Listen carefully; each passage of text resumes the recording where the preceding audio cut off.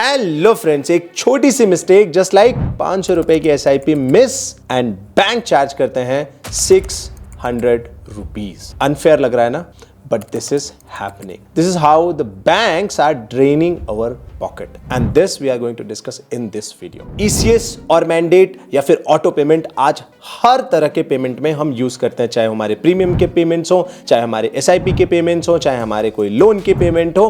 But एक छोटी सी mistake, एक छोटा सा मिस एंड बूम।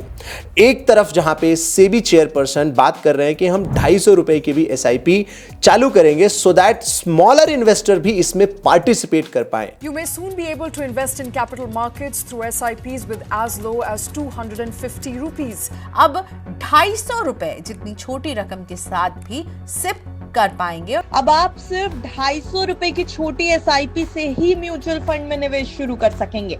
बट इसका कोई जवाब नहीं है कि 250 रुपए की एसआईपी तो चालू कर रहे हैं, लेकिन 250 रुपए की एसआईपी अगर बाउंस हो गई तो उसका चार्ज 599। इससे फिर स्मॉलर इन्वेस्टर कैसे बचेगा? एंड ये सारी की सारी मिस्टेक्स बैंक्स की है। आज से कुछ टाइम पहले जब चेक बाउंस होते थे उसमें बहुत सारा फिजिकल रिक्वायरमेंट होता था, एटलीस्ट एक चेक होता था, लोग लगते थे, वहां पे एक बाउंस चार्ज कंसिडर किया जा सकता है।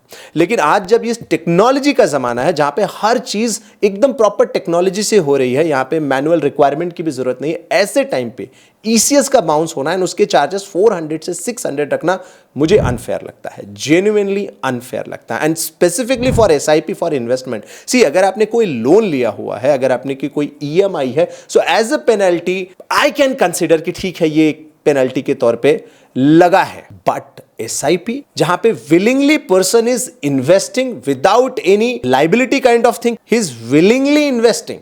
अब जो पर्सन अगर 500 रुपए की एसआईपी रन कर रहा हो, लेट्स से उसके पैसे पे 12% की ग्रोथ आती है। So let me show you कि अगर एक साल आप इन्वेस्ट करते हो तो 12% की ग्रोथ आपके पैसे को कहां पे लेकर के जाएगी। Let me just show you the numbers. If you are investing let's say 500 rupees per month and आपको जो ग्रोथ मिल रही है वो मिल रही है 12% की, तो एक साल बाद आपका पैसा होगा 6405 रुपीज, यानी 405 रुपए की ग्रोथ मिलेगी। लेकिन अगर इस पूरे साल भर में, इस पूरे 12 एसआईपी के प्रोसेस में आपकी एक एसआईपी बाउंस हो गई, हर बैंक 300 से लेकर के 600 तक चार्ज कर रहा है। Let me show you one screenshot.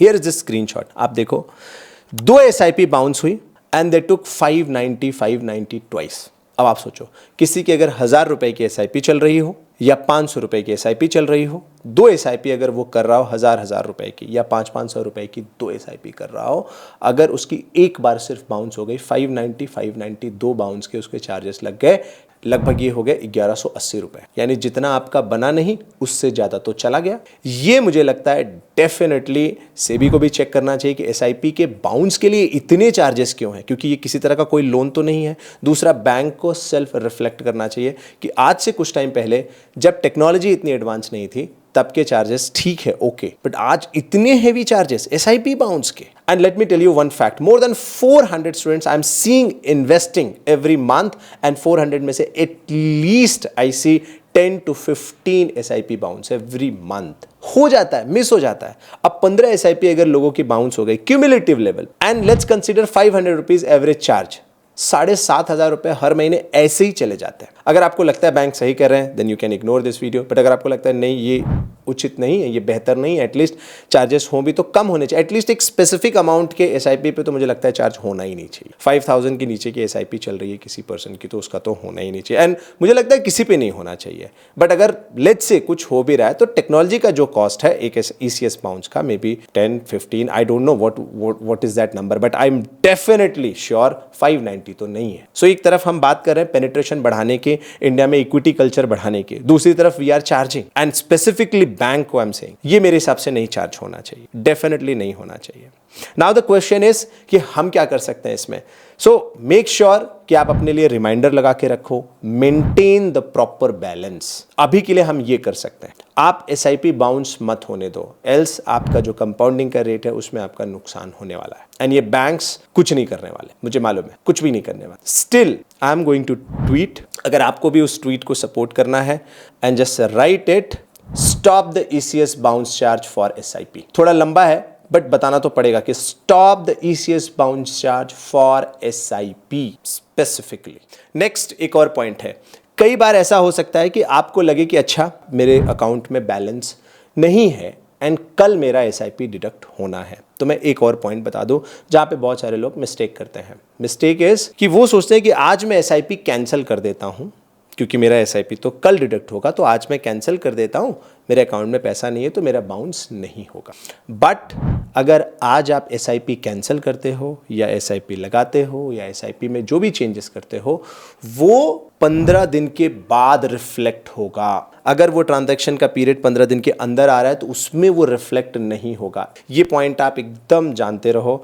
ये एसआईपी में अगर आप कर रहे हो या इन्वेस्टमेंट आप जिस भी तरह के कर रहे हो तो उसमें आपके लिए ये बहुत ज़्यादा हेल्पफुल रहने वाला है। ये बहुत सारे स्टूडेंट्स को मैंने देखा है, लोगों को मैंने देखा है, ये पॉइंट उनको पता नहीं होता।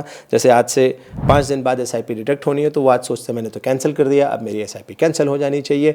बट चूंकि 15 दिन के अंदर आपकी एसआईपी पड़ रही है तो उस पर उसका रिफ्लेक्शन नहीं आएगा, वो नेक्स्ट मंथ में वो रिफ्लेक्ट करेगा। ये एक और पॉइंट है जो आपको ध्यान रखना चाहिए, इससे भी आपके एसआईपी बाउंस होने के चांसेस जो है कम हो जाएंगे अगर आपको ये जानकारी पता होगी। तो आई होप ये वीडियो आपको थोड़ा हेल्पफुल लगा होगा। इससे आप डेफिनेटली मेंटेन करोगे अपना बैलेंस सो दैट आपका एसआईपी बाउंस नहीं होना चाहिए, चार्ज नहीं लगना चाहिए। अगर किसी का चार्ज लग भी रहा है देन ट्वीट, सेबी को भी मार्क करते हैं, बैंकों को भी मार्क करते हैं।